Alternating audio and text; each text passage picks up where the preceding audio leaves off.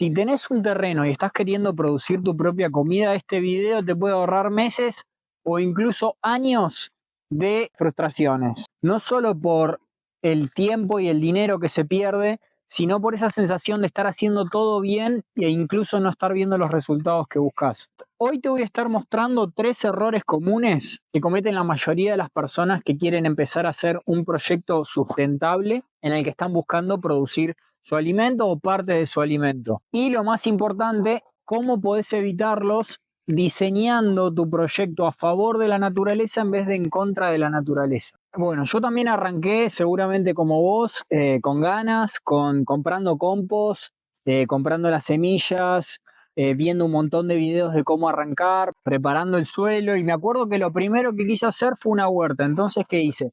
Preparé todos los plantines, compré el compost o el sustrato para las semillas, los planté y germinaron como 50, ponele, 50 brócolis. Y después de que tenía los brócolis, de repente, de un día para el otro, la mitad aparecían por algún honguito o algo que se morían. Después, cuando ya tenían cierta altura, los trasplantaba y me acuerdo que en una noche vinieron las hormigas y se comieron, no sé, la otra mitad, ponele, me quedaban 10. Cuando me levanté a la mañana me acuerdo que me recalenté, estaba queriendo napalm sobre las hormigas, todo, pero también, además de esa frustración, me cayó la ficha de que algo mal estaba haciendo, que tenía que haber una forma de ir a favor de la naturaleza en vez de ir en contra. Y eso fue un gran disparador, un gran insight que que me dio como la capacidad de ver todo de una forma distinta. Eso me llevó a ponerme a investigar sobre agroecología, agroforestería, agricultura sintrópica, sobre bioregeneración de suelos, manejo del agua, sucesión ecológica, un montón de cosas que me empezaron a dar una visión completamente distinta acerca de cómo producir comida. Y principalmente empecé a aplicar todos estos conocimientos en mi terreno, un terrenito de 6x7 que tenía en mi casa, que tengo todavía en mi casa, que fue como mi gran laboratorio, donde empecé a investigar este tipo de manejo y de cultivo. Hoy tengo, bueno, además de este bosque comestible que está gestándose acá, ese también que está creciendo, que ya da comida, da papayas, da alcauciles, da bananas, da frambuesas, uchuvas, tomate de árbol, bueno, un montón de comida y todo lo demás que está por venir acá. Y además, varias personas que empezaron con mi acompañamiento a seguir estos pasos también están produciendo ya su comida y teniendo sus bosques. Lo que te voy a compartir ahora viene de ahí, de haber pasado por esa frustración de no encontrar la forma y de que muchas cosas no salieran como quería, pero al final encontrar un camino más inteligente y más natural. Error número 1, empezar por una huerta. O sea, parece lógico, pero es una trampa. Cuando vos pensás en una huerta de hortalizas, vas a necesitar constantemente agregar fertilidad para poder sustentar eso. ¿Por qué? Porque las hortalizas son muy demandantes de fertilidad. Eso es lo que me pasó a mí. ¿Por qué se la comieron las hormigas? Porque el suelo no tenía la fertilidad suficiente para soportar una planta así de clímax. Pensá cómo es en un bosque. En un bosque ya hay un gran bosque con alta fertilidad y de repente viene una tormenta, tira un árbol, se caen un montón de árboles más con esa caída y se genera un claro de luz. En ese claro de luz, donde ya hay un montón de fertilidad que se creó por el bosque, es donde aparecen las hortalizas, no aparecen del medio de la pradera.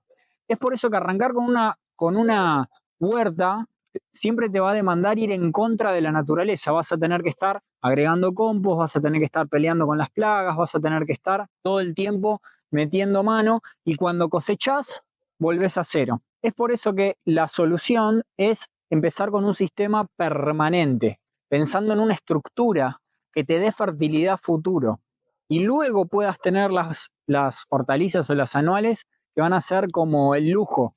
Pero primero necesitas crear las condiciones de fertilidad para poder tener esa huerta.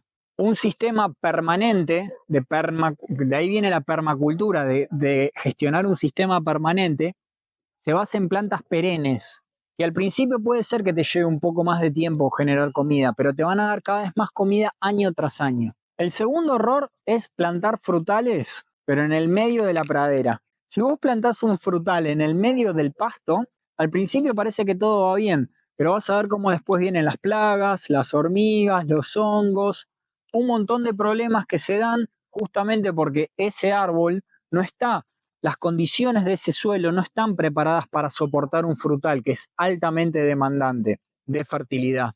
¿Por qué pasa esto? Porque la mayoría de los suelos agrícolas están degradados y los no agrícolas también. Hay 1.500 millones de hectáreas degradadas en el mundo. Si vos querés en un suelo degradado querer poner un frutal, vas a tener un montón de problemas de plagas, de enfermedades del árbol y va a terminar con un árbol que no va a prosperar.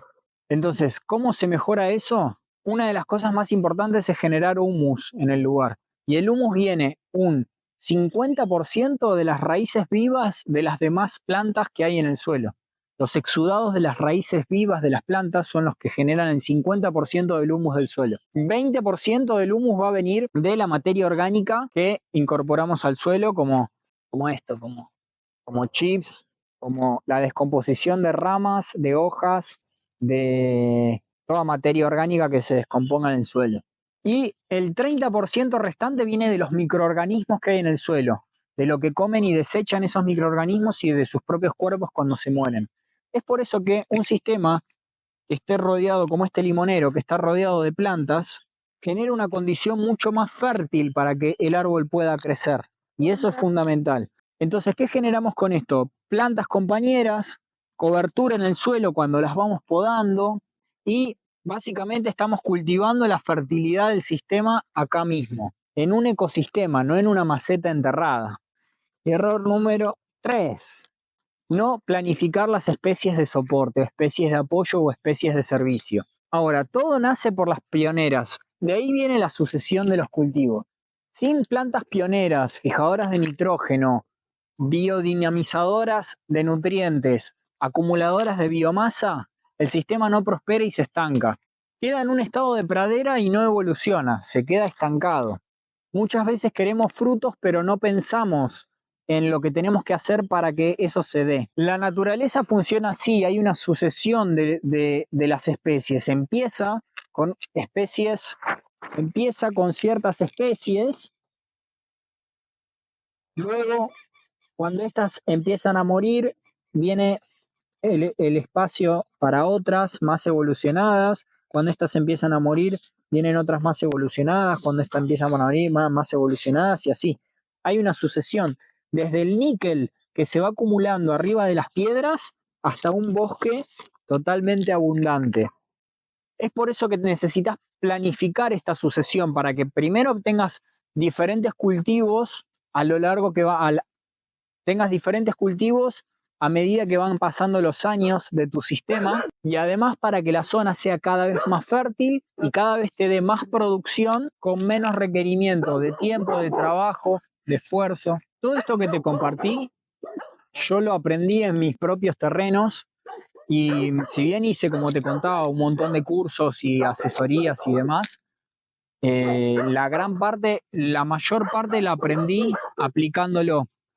Y lo hice no solo en mis terrenos, sino en terrenos de otras personas y además lo esquematicé en distintos pasos para poder seguir expandiéndolo como lo sigo haciendo ahora. Esto que ves acá es recién la primera parte de un proyecto que se sigue expandiendo, son 3 líneas de 60 metros y luego este bosque va a seguir expandiéndose. Es por eso que tenerlo claro, sistematizado y en pasos ayuda a acelerar muchísimo los tiempos, básicamente. Ya no cometo los errores que cometí hace 5 años, sino que aprendiendo de los errores que cometí es como puedo acelerar el proceso. Hay que tener en claro que esto no se trata de recetas fijas que se pueden copiar porque cada terreno es distinto, cada persona que lo va a estar implementando es distinto, cada contexto es distinto. Y para cada contexto es necesario que el diseño esté a medida, esté hecho a medida, para que vos puedas saber cuánto manejo te va a requerir, cuántas no solo cuántos recursos vos tenés disponible para implementar en eso, sino también cuáles son tus limitantes a la hora de implementarlo. Y todo eso hay que tenerlo bien claro a la hora de diseñar y a la hora de proyectar tu futuro bosque comestible. Es por eso que para que vos puedas ahorrarte ese camino de aprendizaje, estoy dando asesorías 1 a 1 para que justamente lo mismo que vos podés aprender, como lo hice yo, cometiendo errores año tras año y que te pueda llevar 5 años en aprenderlo,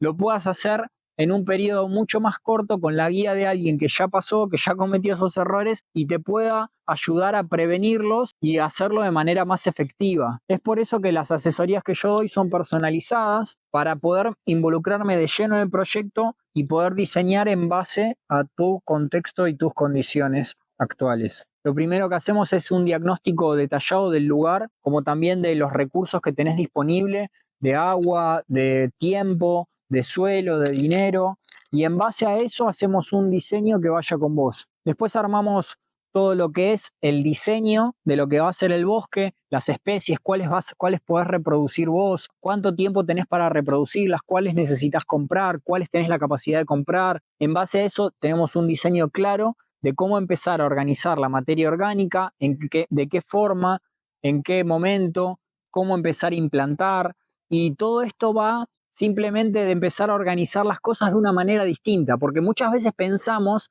que tiene que ser el momento ideal para plantar un bosque y la verdad es que nunca hay un momento ideal. O sea, es igual que tener un hijo.